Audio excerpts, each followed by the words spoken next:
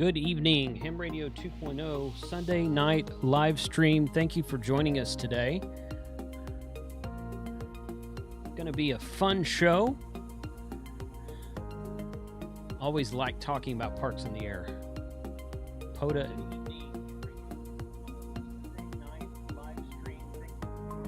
listening to myself in the chat, making sure that all the audio is good. Thanks for joining us tonight. See Kyle in the house, Philip in the house, N5SKT, Andy Cowley's in the house. Of course, he's always first. Smoking Ape, Smoke Signals RF. Caller, turn down your radio. Yeah. Hey, it's my show, man. Come on. All right, we're going to transition over. Hey, guys, thanks a lot for joining us tonight. Ham Radio 2.0 Sunday night live stream. Hopefully you caught Hayden's stream. He and T.O. did a stream the hour previous to this one about if you're brand new to Ham Radio, what to do to get on the air for the first time. And I watched most of that. They had some really good pointers, some really good information about setting up antennas, putting up whatever you've got, coax, feed line connectors, and weatherproofing tape was one of the topics spoken about, and I've been actually that's been something I've been upgrading on my own shack for a while. So good stuff over there. Go back and watch Ham Radio DX, that live stream they just put up earlier. Yeah, someone talked about, Dawn, I see that. Someone said something about Frank's stream earlier today. I didn't know that Frank live streamed today. I saw him in Discord, and he was tinkering around with his Sherry unit, but I don't know. And YouTube didn't inform me that I knew Hayden was going live, so I went to his channel. But if you go to YouTube and you look at all your subscriptions, it usually tells you at the top who's live. Like it'll show him at the top with a red icon. YouTube does not like the Australians, I guess. It didn't ever tell me that Hayden went live. So, but I was in there watching anyway, commenting and chatting anyway.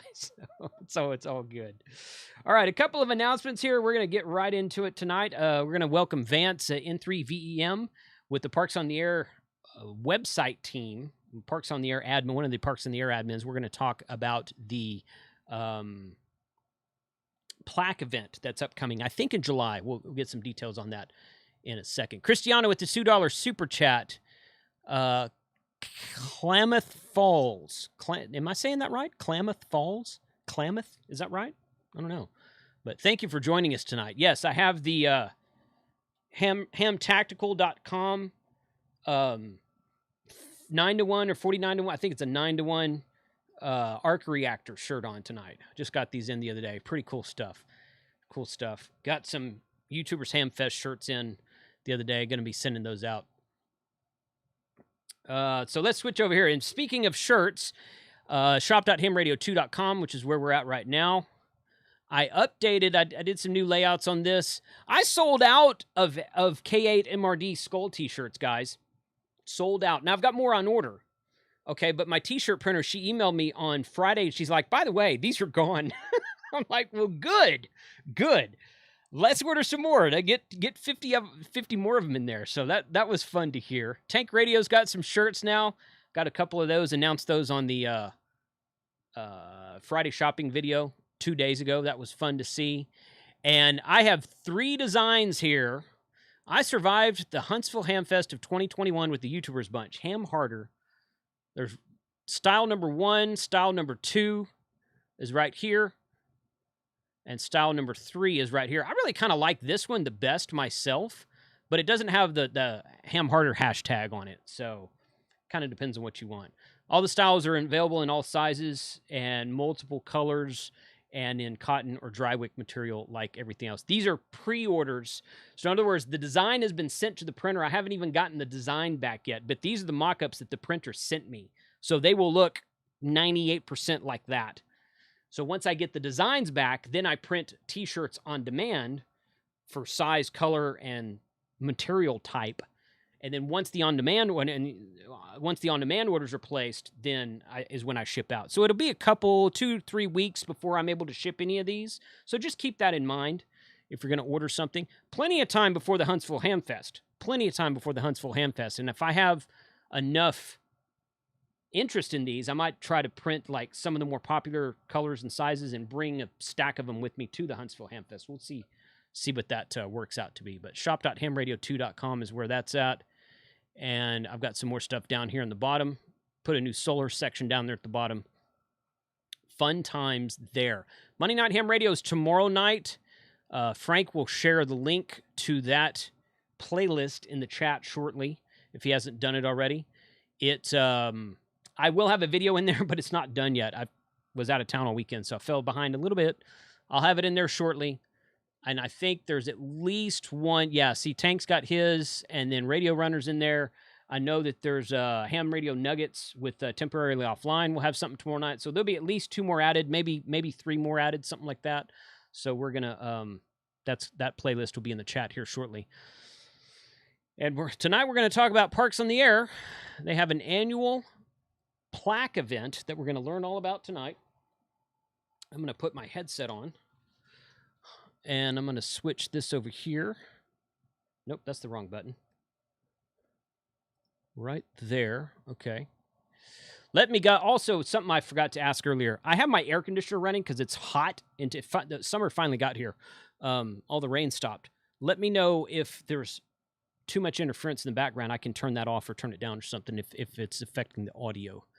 Oh, great. Travis is in the chat. That's what I needed tonight. Okay, so let me... I swear, that guy. All right, let me go here. And I got to get this screen right. I got to unmute you guys. Okay, Frank, how you doing, man?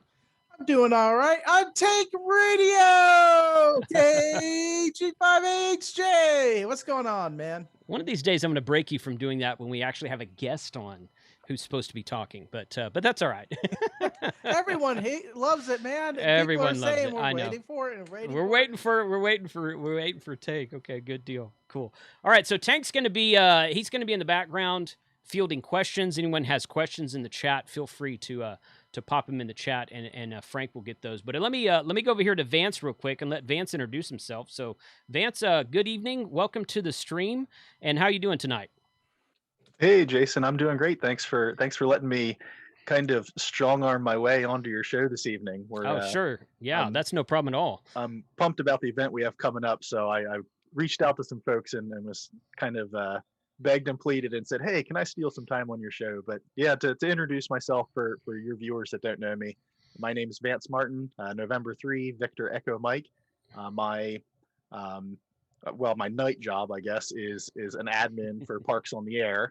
And what I call my day job with POTA is basically one of the developers. So if you participate in Parks in the Air, if you're familiar with the program, and you like the ability to click on the little pictures to get your certificates and have your certificates automatically generate with your names pop up, that's a lot of the code stuff that I work on. So a lot of the award processing is the code that I work on in the background. But that's my day job with POTA. The thing that I do on the side for POTA is actually administrate this plaque event that we're going to be talking about. So that's kind of my background with POTA. Been a ham since 2014, so fairly new to the ham radio game. But, yeah. But that's a little bit about me anyway.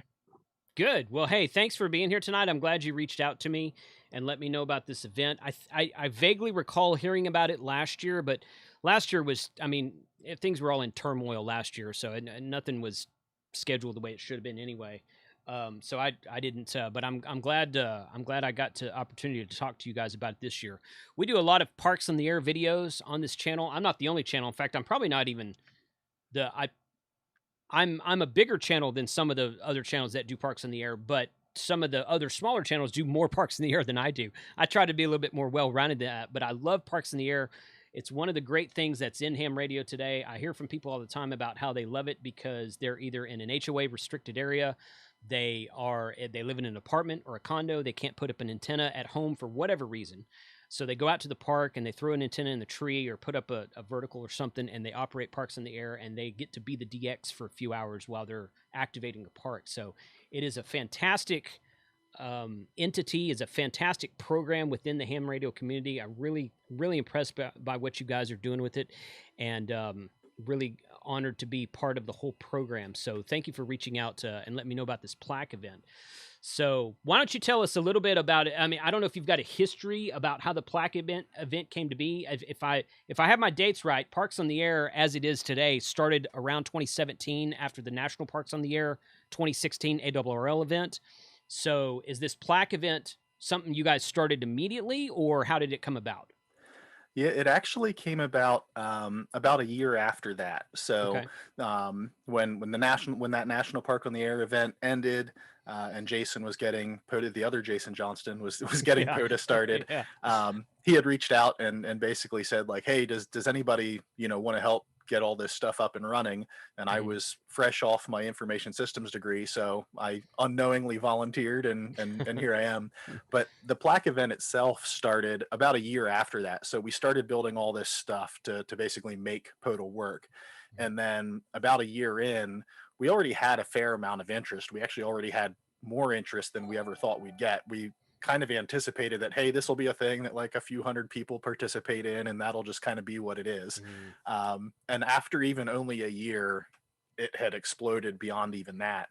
Mhm. So in the summer of that next year, the summer of 2017, 2018, Mhm. um, basically I talked to Jason and said, hey, I'm really enjoying this. There's way more people into it than we ever anticipated. So this summer during our Support Your Parks event, which was something that we had actually already planned as an event, because every quarter we do like a season. So a summer Support Your Parks, winter, fall, and so Mhm. forth. Mhm. So I just said, hey, in conjunction with the summer Support Your Parks event this year, I think I'd like to just sponsor a plaque, and we'll just tell people like, hey, Vance is going to pay for a plaque, whoever makes the most contacts during the Support Your Parks event in the summer. So that's initially what started. Then one of the other folks that was very active in the program, K0ATZ, he basically said, well, hey, if you're willing to pay for one for activators, I'll pay for one for hunters. So that first year, that's what it was. It was very informal. It was basically just Brian and I said, hey, we'll pay for a couple plaques, and if we get a lot of activity that weekend, great. And it was it was basically a huge hit. It was Yeah. bigger Yeah. than we could have possibly anticipated. Yeah. So almost immediately people started reaching out and said, hey, next year I'd like to sponsor one too. And basically what that grew into was over the next 3 or 4 years, each year there was more people willing to chip in and help Mhm. sponsor these plaques. Mhm. So what it has grown to, so this year is the 4th year we're going to be doing this event, and we basically have 11 plaques up for grabs now that people in the POTA community have sponsored. And basically what it is it's a weekend. We encourage everybody, get out, get on the air, Mhm. standard POTA rules. You don't have to do anything special. A couple weeks after the event ends and everybody gets their logs in, we'll tabulate results, and then based on those results, we'll give out some of these plaques.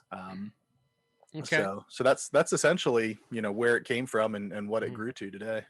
What weekend is it this year then? This year it's the 17th and 18th of July, Okay. and we do that UTC. So basically, the 17th at 000000, Yeah. fire up, and then we basically run for the 2 days from that point. So Okay. it's Okay. it For proves to for be very popular. yeah, I imagine so. Yeah. It's 48 hours then. Yep. Okay. Yep. So it's basically Texas time. That'd be something like 7 p.m. Friday night to 7 p.m. Sunday night. Yep. Yeah, that Okay. sounds about Okay. right. It's Yeah. basically, yeah, Friday ends up starting Friday evening and running until Yeah. Sunday evening. Yep. Okay. So Well, I think I know what I'm doing in July. yeah. So, Yep. good deal. Okay. All right. Well, tell us about the event. And, well, I mean, obviously, that's the date of the event. And tell us about the plaque ceremony, how it's going to work, and what people need to know about it. And if you need to share your screen, you can do that. You bet. Yeah, I'll talk through the plaques here, and then I'll share Okay. some stuff. So basically the plaques that we give away, um, and I'll actually pop up last year, so we have some pictures to go with them. Okay. Um, but the plaques that we give away each year come in pairs. So we have basically a pair of plaques for most contacts. So that's just overall most contacts for an activator and a hunter. Then we have a pair of plaques for voice contacts, activator and hunter. Same thing for CW. And with everybody I talk about, I really highlight the CW on there, N2CX Memorial.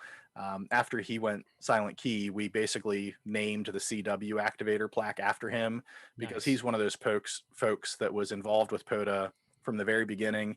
Right. He's one of the people that a lot of POTA folks say, hey, he's the one that got me into CW for Parks on the Air. So we kind of honor his memory that way. Then we also have a pair of plaques for digital contacts, which if we have time, I'll have some little nuggets of information to share around the digital stuff. Okay. And then we have a pair of plaques that is really about the unique parks. So all these other plaques are just about whoever makes the most contacts in those categories. But we do our, the VHF, UHF folks, they like to do their grid roving. So we basically have our park equivalent. So we give one plaque for the person that activates the most unique parks during the weekend, and then one for the person that chases the most unique park for that weekend. And then we have a club plaque that we just started last year. So this will be the second year for the club plaque.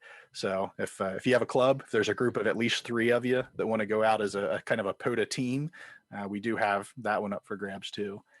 Nice. Okay. The Rover plaque, Justin, KN4MQR, he really set an incredibly high bar last year. In the 2-day event, he activated 52 parks in those 48 hours. So he took advantage of finding like the twofers and the threefers where he could set up at one spot and knock some out. And he planned out a whole route. And it was just awesome to watch him basically run around and knock that stuff out. But yeah, like you said earlier, if you like to get out and generate your own mini pileup, this is a great way to do it, especially on the Parks on the Air weekend. On any normal weekend, there's probably 20 to 50 folks out activating parks. On the weekend of this event, it wouldn't surprise me if the number ends up being double that. Just looking at kind of raw numbers from last year, just to give people an idea of how big the event can be and how much of a pileup you can generate for yourself. Last year, there was 170 activators that went out to about 350 different parks and made just over 20,000 contacts with actually a little over 5,000 people. Now, only about 1,000 of those were registered POTA members, but it's obviously a very, very busy weekend for activity. So get out, throw your hat in the ring and see if you can chase down one of these plaques is really what it's all about. Right. That's really cool. That now you don't have to be registered. That's one of the cool things I really like about POTA. And I like soda too, although here in Texas, we don't really have much in the way of soda. I've got to drive 2 or 3 hours to get to the closest summit. But the great thing about POTA is that if I'm sitting in my shack and I watch the website, I'm looking at the website, it's like, oh, Adam's at this park, or Charlie or Mike or somebody's at this park out here. Here's the frequency they are on. I fire up the radio. I make a contact with them. As the chaser, I don't have to submit a log. When they submit their log, I get credit as the chaser. So when you're talking about this is just an idea that popped in my head. When you're talking about this number of people registered on the POTA website, is that people who have just created an account and said, maybe someday they'll do an activation, or maybe they have done an activation? Is that what a registered member is? Yep. Yeah, it's basically anybody who goes to the website and creates an account. And like you said, what's one of the great things with POTA, even if you don't create an account, you can contact activators that are out there. They get credit for what they do. Right. But you as we call them chasers and soda, it's the shack sloths and that kind of stuff. But yeah, if you do create an account, basically what that does is it kind of like turns on your stats tracking. So if you do create an account, then you can go on the website and you can see all your personal stats as far as places that you've hunted, by states, by parks. It makes you eligible for some of the awards because there's other award schemes all year long for chasing certain numbers of parks or all different kinds of activities depending on what you're after. But yeah, so for that, the activity, for this weekend or the 17th and 18th weekend, basically what I tell folks is register ahead of time if you want to participate. But even if you don't register ahead of time, if you happen to just get on the air that weekend and make a bunch of contacts, as long as you register within a couple days of when the event ends, you'll actually see all your statistics populate through, because those activator logs are in the system no matter what. So yeah, it's really just about getting people on the air. Right. One of the new things that we're going to do this year, and I'll give a little bit of this is some kind of like inside secret sauce. So I'm going to show you some Nice. data slicing, dicing stuff that's not actually on the website. This is with some data tools that I use, because my day job is in data analytics. So I have some fun data tools that I play around with for work. But one of the things that we're going to be sharing this year, outside of those 11 plaques that we're giving away, after last year's event, there was a bunch of people that said, like, well, hey, what about plaques for, by like states, or what about, VHF, UHF plaques? People really started asking about other types of awards. So what we decided to do for this year, rather than add a bunch of new plaques, we said, hey, well, let's track the stats in some of these other categories and kind of share them just for fun. And then depending how big they are and things like that, then maybe in the future we'll look at adding some plaques for the other categories. So one of the things that I started doing was throwing last year's data into some of these analytics tools. So one of the things that we're going to be showing, or we're going to be sharing this year, is basically some data by location. So right now we just do those total overall things, but if you're down in Texas and you want to know, well, maybe I didn't do that great nationally, but how did I do compared to the other folks in Texas? So we're actually going to be sharing some information just based on locations. So we'll kind of give the same, counts for activations and hunters by location. So you can at least say, well, hey, how did I do compared to the guy down the street? We'll also be sharing a lot of the same information that we share for the plaques, by bands and modes and a lot of other stuff. So kind of our most contacts area, we'll be able to share kind of that same information, just based on, locations where folks activate, where the parks are that they hunt and stuff like that. So that's going to be kind of a fun thing this year, that we never did in the past. It was always just the national focus, but now that the program is getting international, people want to know, well, how did I do compared to other DX, or how did I do compared to the other provinces in Canada, things like that. So that's cool. Yeah. Okay, cool. And where is this analytical information available on the website? On the website, there is some stuff. It's not quite as detailed as this. What we publish after the event is basically some like snapshots of information. So so like last year, essentially what we published was basically this. So if you go on the Parks on the Air website, there's actually a page you can go to that shows like the results for 2020, and it has all of this stuff that you can kind of click through and look at, who made the most contacts by activator hunter. So, so we basically publish kind of like snapshots of this information when the event has ended. Okay. Good. Yep. Cool. Okay. Well, that's pretty, that's good statistical information for sure. Yeah. And you told me about the new, there's a new URL for the spotter page. Yeah. Go ahead. The new thing is POTA.app. So if anybody's not aware of POTA.app yet, you probably are aware of it and didn't realize it if you're doing Parks on the Air, because a lot of our stuff is now redirecting people to this new site. But basically all of these features that people have been asking for, like in the spotter and for looking up information, is basically been put in place in POTA.app. So now when you're looking at your spots, you can do a lot of filtering. Instead of just having to look at the raw time-based list of spots, you can now kind of filter. So you can say, hey, if somebody put QRT in their comments, I don't want to see those spots. They're not on the air anymore. So you can filter that stuff out. If I'm sitting at home and, hey, I've only got antennas for like 40 meters, I don't need to look at, 30 meters. I can't get on that band. You can filter what bands of data you see. And the same thing with modes or programs. So like right now looks like there's 4 spots in Canada and 13 in the US. So you can kind of pick and choose a lot of that stuff. Some of the other stuff that is going to be in relation to the event on the 17th and 18th, if you're a hunter from home, this tool is going to be really powerful for you, because one of the biggest new features that was asked for, when you respot somebody, it now flags that for you. So if I respot somebody, their spot turns gray, and then I can actually flag to hide the people that I already worked, essentially. So as you work people, if you respot them, you can hide those. On that weekend, there could be 100 spots at any given moment. Yeah. So rather than going through the 100 and the time changes, the list reshuffles, and now you're going, oh, did I work this person or not? You can actually kind of tick them off as you go right on the website.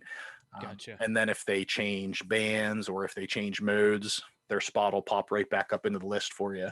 So for hunters that weekend, when you're chasing as much stuff as you can, this is going to be a really powerful tool. A quick question about that this lets you page click here.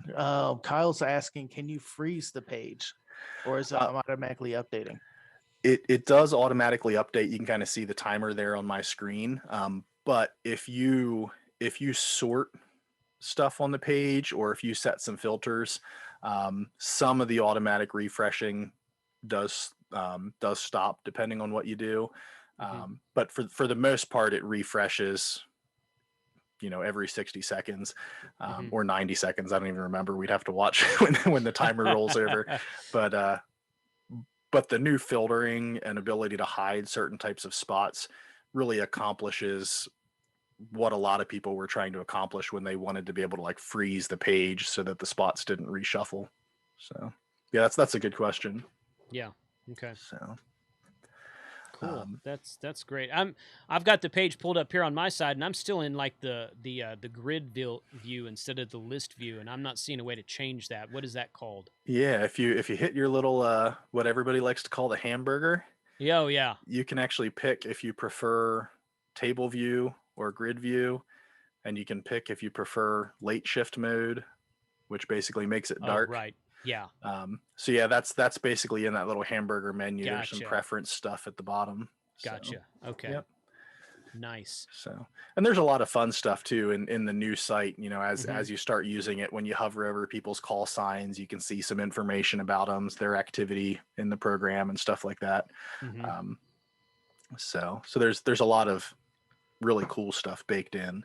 So I do. Yeah, that mouse over thing is really cool. I like that. Well, great. Hey, okay. So so where is the page for the I know you sent me a link in email, but how does one get to the page for the Plaque event for the July 17th and 18th event from the parksontheair.com front page? yeah, probably the easiest thing to do now, because we're right in that transition time where everything's transitioning over to POTA App. So the information for the Plaque event is kind of at a little hidden spot.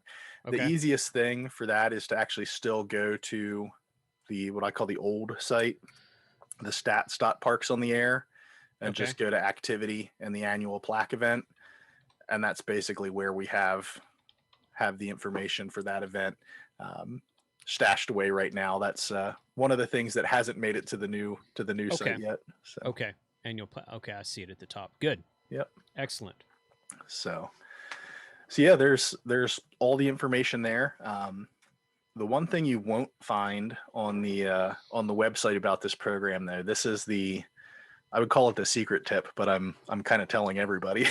But the secret sauce, if you have a small, modest station and you want to get out and activate and see if you have a shot at one of these plaques, or if you're hunting from home, the digital plaques have a little bit of I would call them, they're still very attainable even for a small station and a new operator, because Jason loves digital modes. And what that means is that if you look at like Logbook of the World or EQSL or any of those other things, they treat all digital contacts equally. So in Yes. most big contests, when you make a contact with somebody on RIDI, that's your digital contact with that person, and you're done. In Parks on the Air, we count digital unique by sub mode. Okay. So if I contact you on RIDI, I Mhm. can then contact you again on FT8, and I can contact you again on FT4. I can contact you again on PSK31. So with a small station, you can really cycle through the digital modes and get a lot of unique contacts, even if you don't have the station to get a big geographical reach. So if you want to try to get a high contact count, but you can't reach stations all over the world because you have a small station, if you switch digital modes, you can basically recontact the people that are within your range, you know, any number of times for all the digital modes. So digital is the space where you can, you know, you can really be competitive even if you have a small station because of one, the efficiency benefits of digital modes, but two, because we count all of the modes individually. So that's kind of my secret tip that's not so secret because I tell everybody. I know that a lot of people, you know, there's an entire Facebook group. Well, there's a Parks on the Air Facebook group, and then there's a POTA digital Facebook group. So I kind of got the feeling that POTA was big on promoting digital contacts just because there's a whole separate Facebook group specifically for digital contacts at Parks on the Air. So, but I've done some FT8. It's fun. I like, for the purposes of video, because I'm usually recording video when I'm activating a park for obvious reasons. Digital is just kind of boring because nobody can hear it. I mean, you're like it's boring video material because you're like, well, even though I like it, I enjoy it. I really like FT8 and FT4, and I've done some JS8 call on it as well.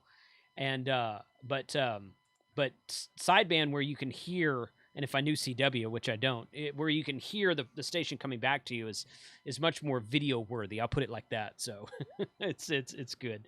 But yeah, that's a great. It sounds like a really fun event, and I'm really hoping that we can beat the 20,000 count from last year, because I know that there's a lot of YouTube stuff that's out there about Parks on the Air, and every time I put up something and Mike puts up something and Josh and Charlie of the Red Summit RF and a couple other guys, Smoke Signals RF, every time someone puts up something with POTA, it just kind of gets all kinds of positive responses to it. And it's a very great program that's one of the key factors for what I did a video 2 or 3 weeks ago that says, "Is ham radio dead?" ? And one of my, and of course I've never thought ham radio was dead. It's statistically speaking, it's growing. But I'm like, look at Parks on the Air, man. Parks on the Air has gotten people back on the air. They've people who can't set up a big hex beam or tribe antenna at home. They can go out and do Parks in the Air, and it's fun for everybody. And people really, and the first time you do it, you're just kind of like hooked. You're like, wow, this is actually fun, because it's almost like traveling to a foreign country, and all of a sudden you're the DX and you're the station that everybody wants to contact. So it's a very forward-thinking event for how to get people involved in amateur radio and keep them busy with amateur radio, because you guys keep adding parks all the time. So it's not easy to just like go work all the parks in your area, because like a year from now there's going to be even more of them. So, yep. Yeah, there's kind of a constant stream of, you know, because our goal is basically to have essentially any like state-owned and up parks in the system. Right. You know, with just the number of states there are, and then because we're doing the same thing in, you know, the provinces in Canada and the counties in England and the prefectures in Japan. Yeah. You know, it seems like every week there's another list of like, oh, hey, here's a whole bunch of like state parks in Idaho that we somehow missed, and then they slowly get plugged into the system, and it's constantly growing in parks and in users. I expect it to be a pretty big event this year. I think last year when we held the event, we had something on the order of, I want to say 5,000 or 6,000 registered members of POTA, and that just in the last year, that number has more than doubled. So there's on our front page, it actually shows how many registered users there are, but it's got to be something over 10,000 now at this point, because it's just been growing and growing and growing. So, Quick question about registering the users there from Philip. He was asking if I answer a POTA station, do they or do I have to be in order for the contact to be registered or counted, do I, the huntee, need to have a account with POTA? Nope. It's all POTA, really, because POTA, at the end of the day, POTA's our goal is about fun. It's all based off of the activator's logs. So even if you are not a registered user, the activator will still get credit for making a contact with you. The only downside of not being registered as a hunter is you can't see any of your statistics. So once you become a registered member, then you can see your hunter statistics on the website. But the activators get credit regardless of what you do as a hunter. I think we had a couple more questions in the chat, Frank, if you want to pop in there. And Mike was asking a while, and this spurred a whole conversation between Mike, K6, GTE, and Kyle. They're asking about the API. Is the backend API changing to all these new updates? Yes and no. So without giving away too many secrets, because we still consider our API like, it's not secret, but it's not, we don't like publicize it like, hey, here's the API if you want to grab the data and use it. Most of the API stuff that was in place is still the same, but we have been building some new things to support all the new features in POTA App. So if you, if you're software inclined and you've kind of peeked at the stuff behind the website and we're using the API to do some of your own sauce a little bit, anything that you did should still be working. I don't think we turned stuff off as we built the new site. We basically were mostly building new stuff. So cool. Yeah, they're talking about like a Node-RED dashboard like thing for POTA activations and spotting alerts. Yeah, there's a lot of stuff around spotting and alerts that folks have played with. So there's some folks doing it informally. They basically just looked and kind of saw, hey, they've got an API, we'll use it. And then there's other folks that we're working with on a more formal basis, because we are building some stuff too to do spotting via like APRS and SMS text messages and stuff like that. So we have some kind of more formal stuff that is in the works that's right now being tested, that'll be coming down the pipeline also. Good. People are asking also, how does one register a club call sign? Which I actually need to do that myself, and I thought it was the same, but please, let us know how to do that. Yep, it's exactly the same as registering a call sign for an individual person. So basically what it boils down to is the club basically just needs to have its own account. So you wouldn't put like the club's call sign under like your individual account. You basically make a new account for the club. Usually, the trustee or somebody like that owns the email address that would be communicated with. But yeah, it's the same as setting up an individual's account. Okay, cool. So yeah, the real trick with clubs, so if your club is going to get together and chase down that club plaque, the main thing is to just make sure you know how to log with multiple operators.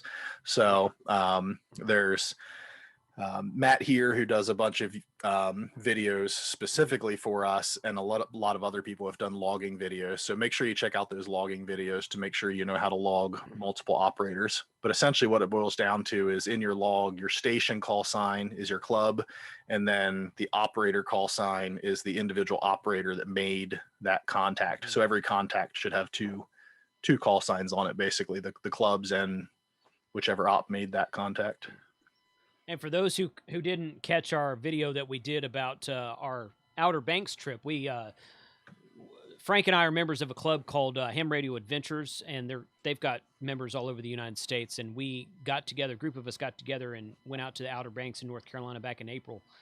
And the cool and our call sign is We4DX, which is a really cool. I don't know how they were able to pull that off, but that's the call sign they were able to register. But but you enter, and we used, I think for that activation, we used N1MM. Shortly after that is when the Ham RS app came out, and that's what I'm using exclusively now. But N1MM, you can open up the station log and say, this is the club call and this is my call. And the great thing about Parks in the Air, another great thing about Parks in the Air, is that if I go activate a park, as Frank and I go out to a park and I activate 10 contacts and he activates 10 contacts and we all do it under our club call sign, then the club gets the activation points, but I get the ones that have my call sign in it as well get the activation points on the Parks in the Air website. And that's a pretty cool way to do it. That way people get their clubs out there and start activating, because you know, if someone's worked me at a park before, then you're like, okay, well, I'll work them again. But then, oh no, I'm working under my club call sign. Let's put that in your log. And everybody's like, oh yeah, somebody new. It's a pretty cool way to do it, I thought. Talking about club calls and multiple activations, this side of the radio says, does the club have to be at the same park? We had kind of issues with that at the Outer Banks, where we get spotted multiple times, but it's a different station at a different park. And my spot will get removed at park number 1, for say.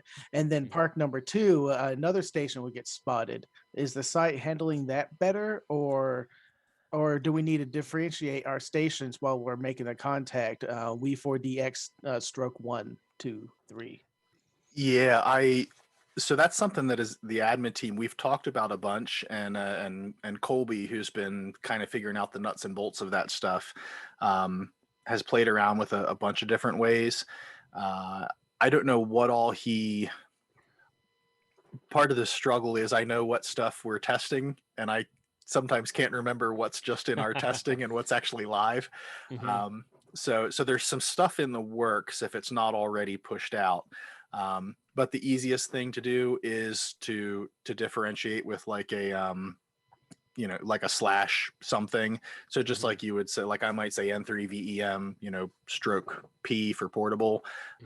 If you have multiple ops out at multiple different parks, if you just do, like the local club here is W3RRR, and if they were at 3 different parks, they might say W3RRR stroke 1, stroke 2, stroke 3. Yeah.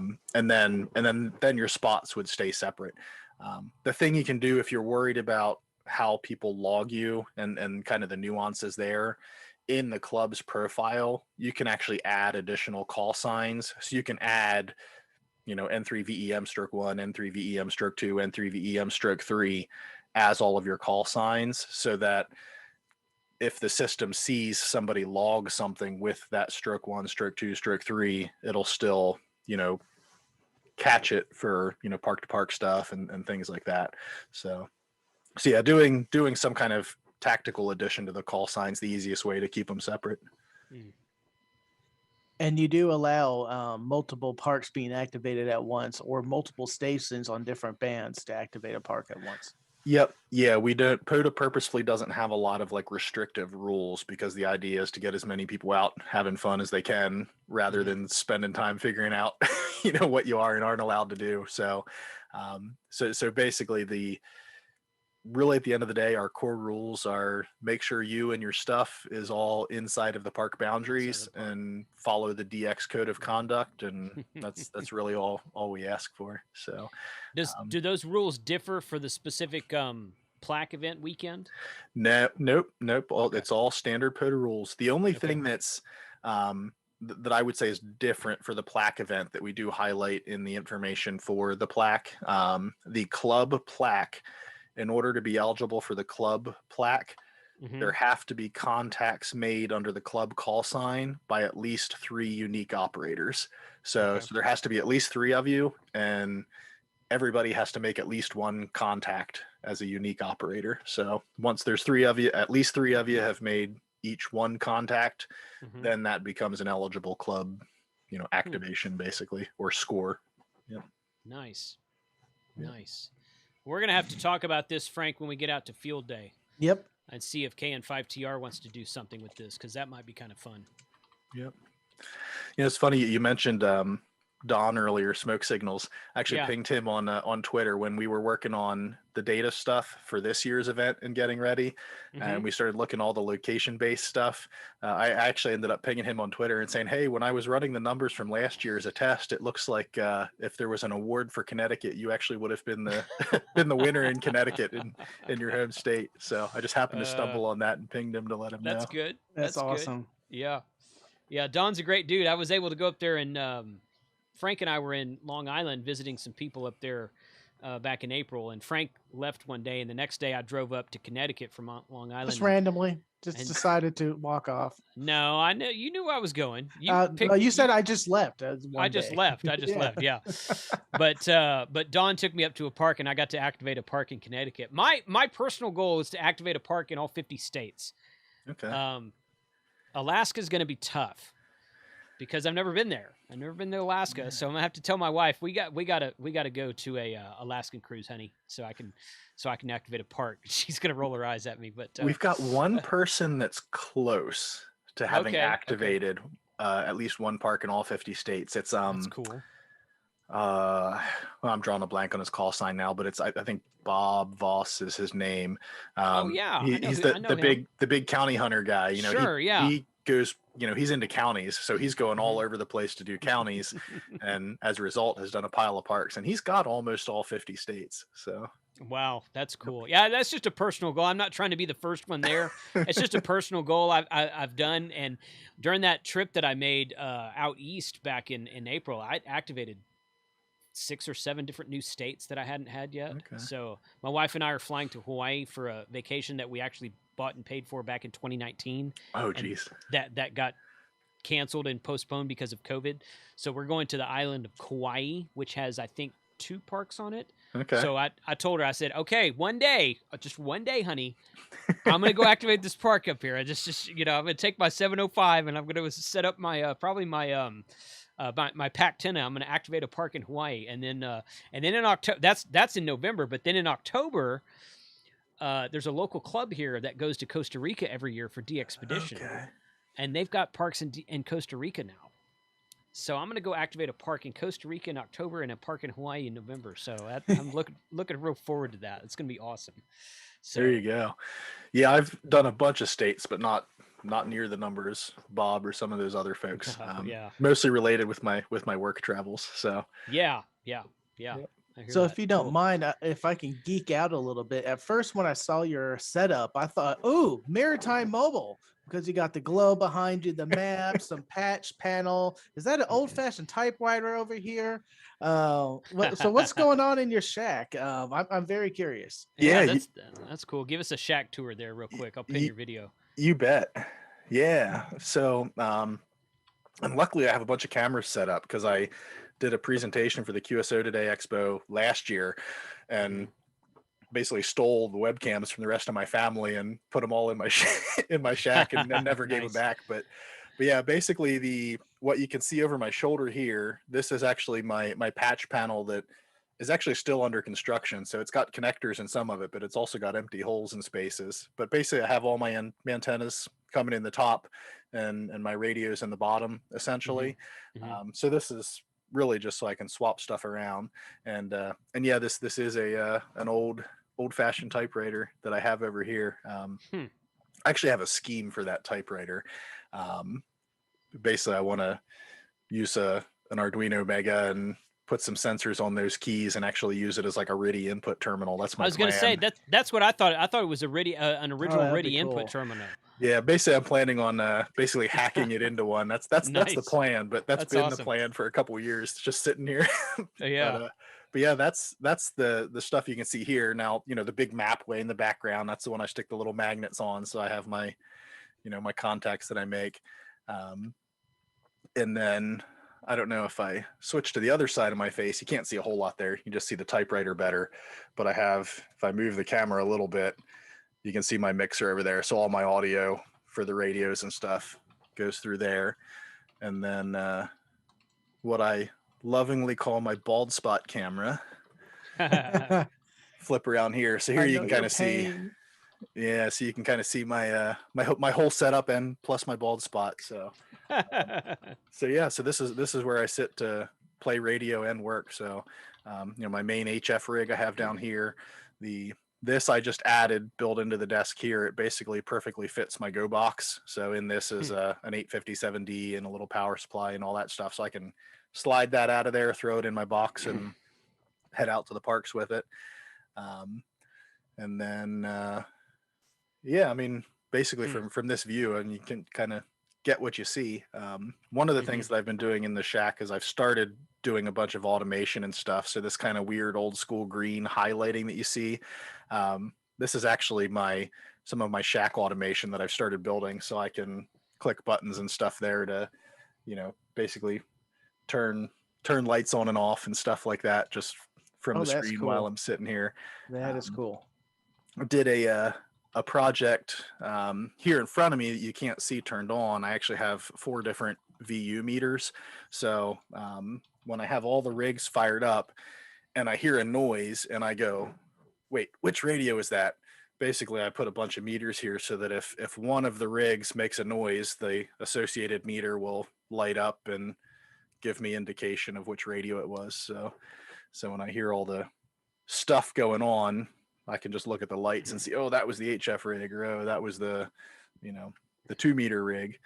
And then the magic to make all this stuff happen, I have tucked away behind the wall in the kind of like the bowels of the ham shack.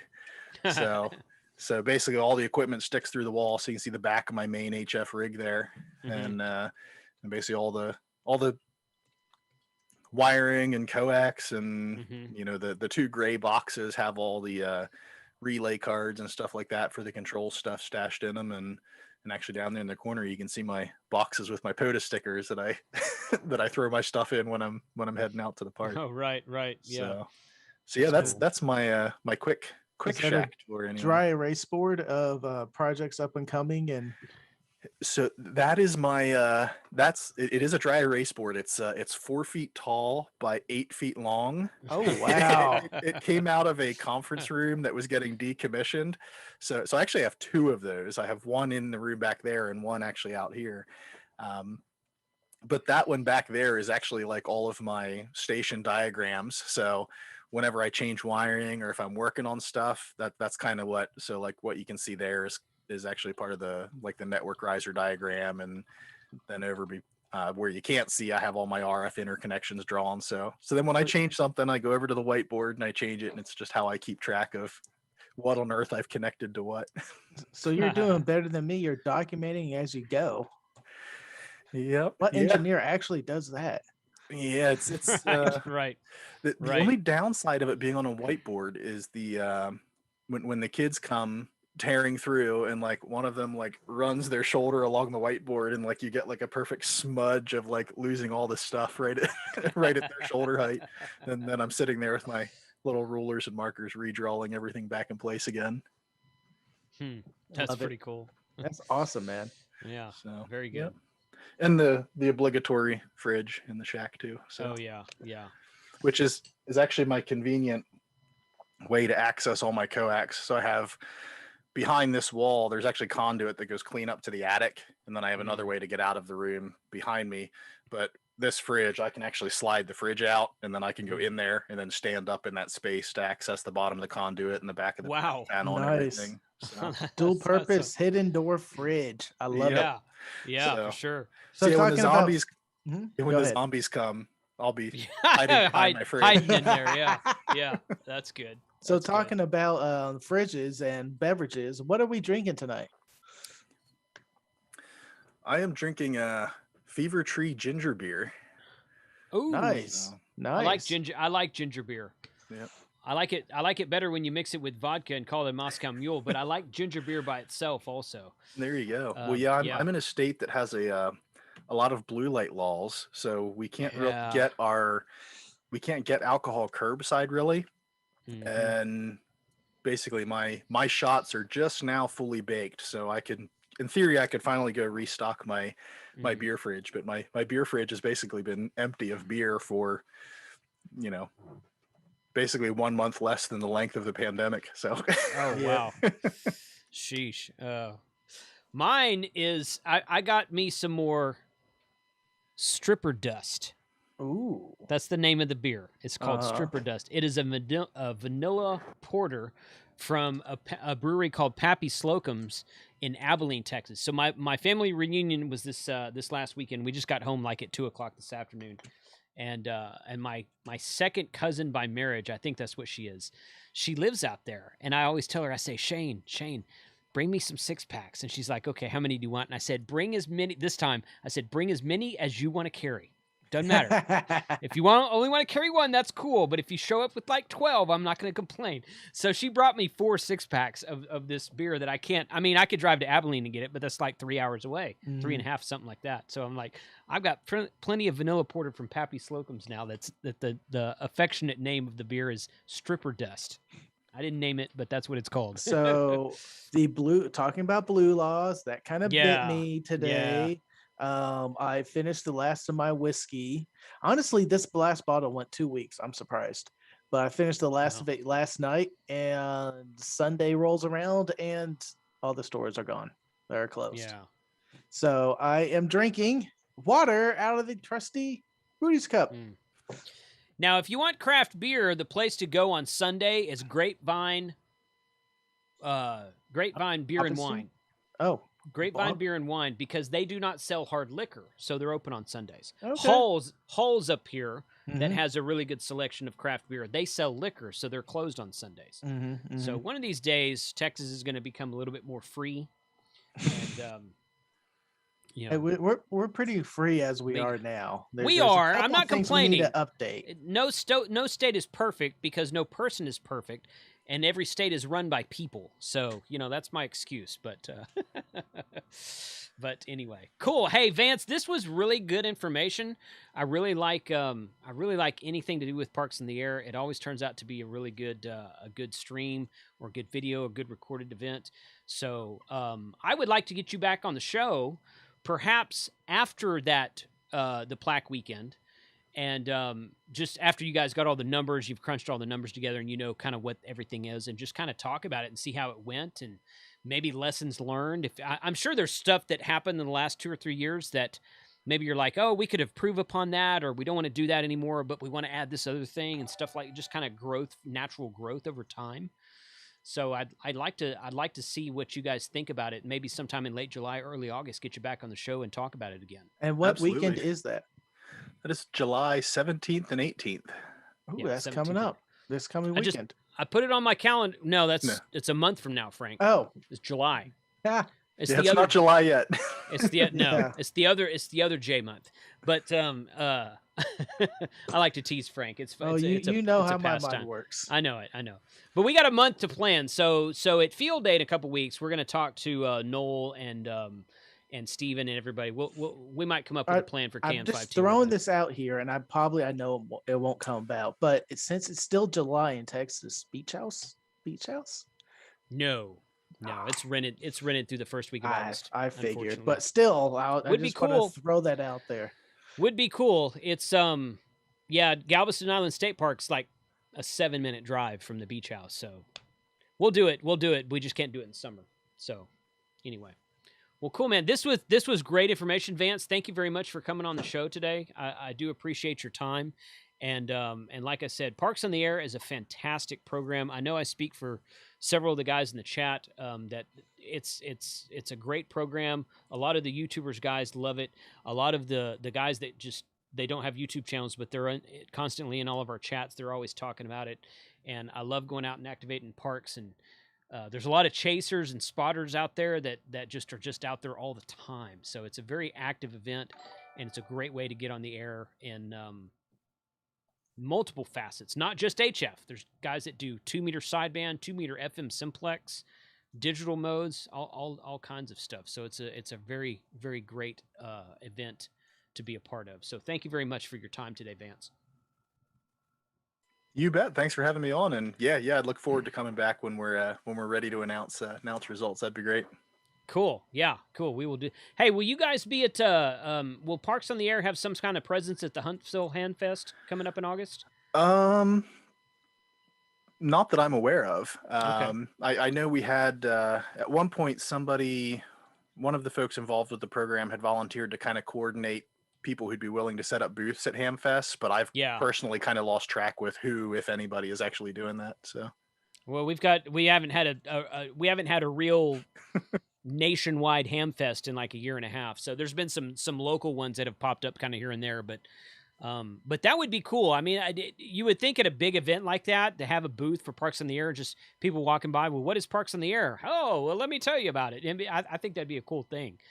So, yep, for sure. So we'll have to catch if you are there. I hope to see you there. I hope to meet you in person. So cool, man. Thanks a lot. I really appreciate your time tonight, Vance. You bet. Thanks. All right. Have a good one. You too.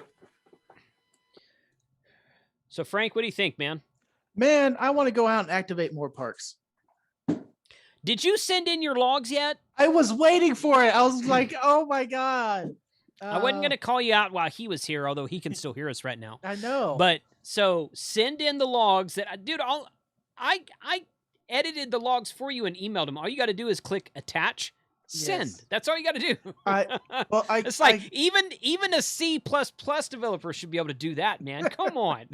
The one thing really holding me back is, remember that last park we did, the lighthouse? We did the old ham log style. So I have those written down. Right, but I need to write those in. Well, but you don't have to send them all in at once, dude. All the ones we did with Bob in New York, because the lighthouse was in Virginia. All the ones we did with Bob in New York, we did on the app. Mm-hmm. So I sent you all those logs. I got those logs, yes. Okay. I was just need to sit down and figure out, and I was going to do that today before this because I saw the topic. I was like, oh, I wanted to say I've done that. Yeah. And then time got in the way. The stream I did this morning was longer and technical difficulties. My Canon, you had this happen to you one time right before the stream. Your Canon drivers stopped working. Like it wasn't pulling in video. Yeah. And I couldn't get it to come back. Sometimes the best thing to do before you live stream is to reboot the whole freaking computer. I did. And it was working fine, but midstream it just said beta driver. And that was it. Oh gosh. That's terrible. Yeah. That's terrible. But hey, no, I'm a streamer now. I'm troubleshooting. Hey, good. I push through it. And Yep. That's one way to Steve says, send me your logs. Yeah. Is that our coordinator? I don't think so. No. Okay. No, he's KO4, so ours is K5 at parksontheair.com. Oh, I forget his name. I forget his name right now. But good dude. Really, really helpful guy. So, all of them are great. Yeah. And I got a new t-shirt. I saw that. Yeah, Ham Radio DX. He's probably back at work by now. He did a stream with TO before we started, and then he's probably back at work. Well, by now. I was watching time, and I was going to remind you that there was another stream, but they seemed like they pushed it up. No, that he went before we had a calendar snafu. But I worked it out with Hayden yesterday. It was something went wonky with the calendar, so we all worked it out. And he was like, "Well, what if I go after you?" I said, "Fine." And then like an hour later, he's like, "Hey, I'm gonna go before you." I said, "Fine." So I don't care. I was like, "Whatever works best for your schedule, dude. I don't care. It doesn't matter to me." So, one of the announcements I forgot to mention prior to the stream, or at the beginning of the stream, I've talked about doing this POTA event. Here locally at Ray Roberts State Park on the dam, which I'm told is very beautiful place to activate Parks in the Air. And originally I was going to do it a couple weeks ago on a Friday, and we got rained out. And then I thought about, well, what if I do it this coming Tuesday? So we might do it. That's the 15th, Tuesday the 15th. We might do it on Tuesday the 15th. I put a poll up in my Discord server, and I said, do you guys prefer Tuesday or Saturday? And a lot of people came along and said Tuesday would work for them, but a few more people said Saturday would work for them. Well, I got out on the website 2 days ago, and of course, all of the daytime campsites are booked for Saturday, which of course, I guess even with as hot as it is, people are still going to the state parks on the weekends. So I'm going to call them tomorrow, and I'm going to say, hey, do I have a chance of getting like a picnic table somewhere, or a daytime campsite or whatever, just to in and out for one day campsite? So I'm going to call them tomorrow and make a game time decision tomorrow. We might end up doing it on Tuesday, and if we do it on Tuesday, I'll probably go out there mid-morning and set up, and we'll operate until it gets too darn hot and we can't operate anymore. And then we're going to do it again. We're going to do it again, maybe in July, maybe in August. I don't know yet. We're going to, it's very weather contingent. We might pick a Saturday that's open and go out there first thing in the morning and just operate until we get too hot and then shut down and go home. In July, we might do that in July. But I want to do this. I want to set up the hex beam. I'm going to bring out my 7300, my 705, and my FTDX10 and set up everything. And you guys come out. You guys in North Texas come out to the park, sit down, activate the park, look at the antenna, operate the radio. If you don't have one of those radios, you've been thinking about one of those radios, play with the radio, push the buttons, turn the knobs, whatever, and just have a really fun time. Parks on the Air, getting out in the park.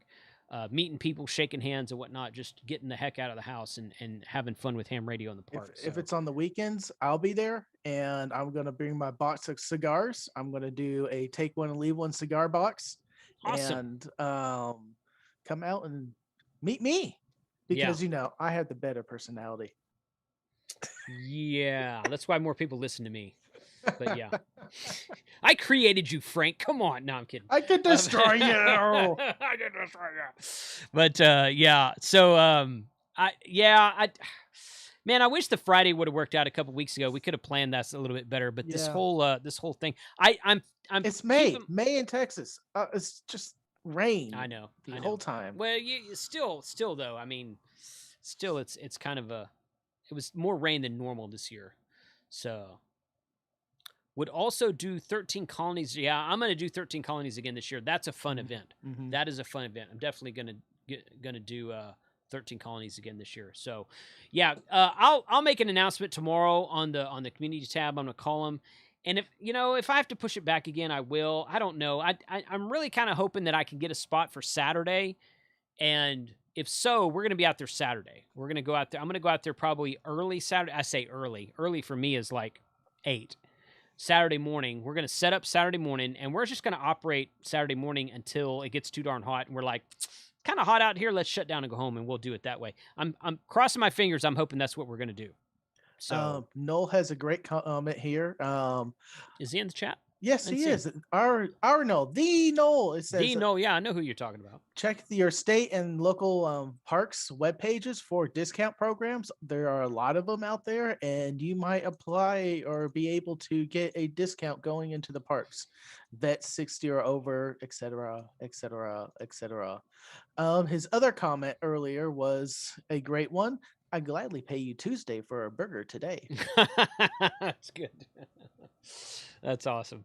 That's awesome. So, okay. So, yeah, fingers crossed. I'll call them tomorrow. I'll be able to get us a spot on Saturday, and then I will announce it everywhere that I can, and then we'll go from there. But I really want to do this event. It's just been really kind of, I haven't planned it very well, and most of that's been weather-related issues, but it's going to happen. And once we do it one time, I'll be like, oh, here's how we should do it next time, and then we might do it every learning thing. We might do it I'm looking forward to it. About once a quarter. We might do it about once a quarter. Somebody said, hey, you should do one in Houston. I'm like, well, I'm going to do one in Galveston probably this fall. Mm-hmm. So we'll do it there as well. So this side of the radio says Texas Park Pass, $70. I have one. I bought one about a year and a half ago. I think I've renewed it once already. So yeah, I have a Texas State Park Pass because I'm like, I can get in for a day pass. I can get in for free for a day pass in any Texas State Park. So it's really cool. That sounds awesome, man. It's great. So, cool. All right, guys. Thank you very much for joining tonight. I really appreciate everyone being here. I'm going to go over here and let's see. Shop files right there. I'd like to thank all of the patrons that make Ham Radio 2.0 possible. Patreon.com/Ham Radio is the Patreon website. I sent out the first round of challenge coins about 2 weeks ago.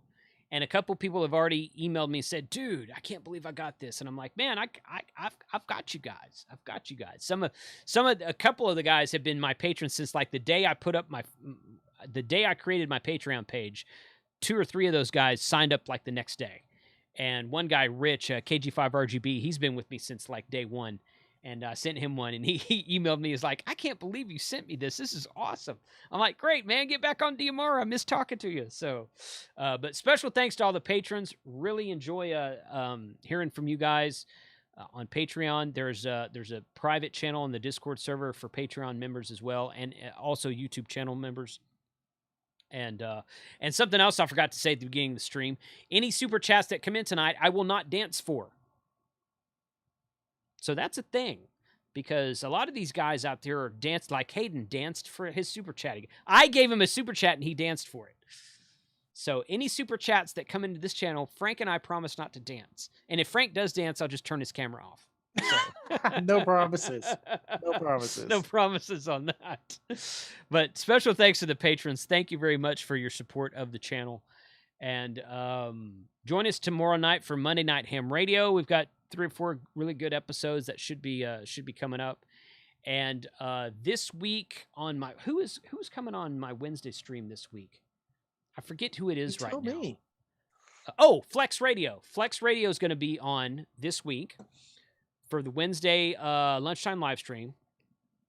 And then a week from Wednesday, I've got another radio vendor coming on. So you have to wait and see who that is. So it's going to be fun. So Wednesday lunchtime live streams are going to keep going for as long as people watch them. If everyone goes back to work and stops watching YouTube during the day, then I'll stop them. But as long as people are watching it during the day, going to keep those going as well. So 73 to everybody. N8YO's in the chat. Thanks for being here, Mike. So 73 to all. Y'all have a good evening, and we'll catch you tomorrow night for Monday Night Ham Radio. 7-3. Bye. 7-3s.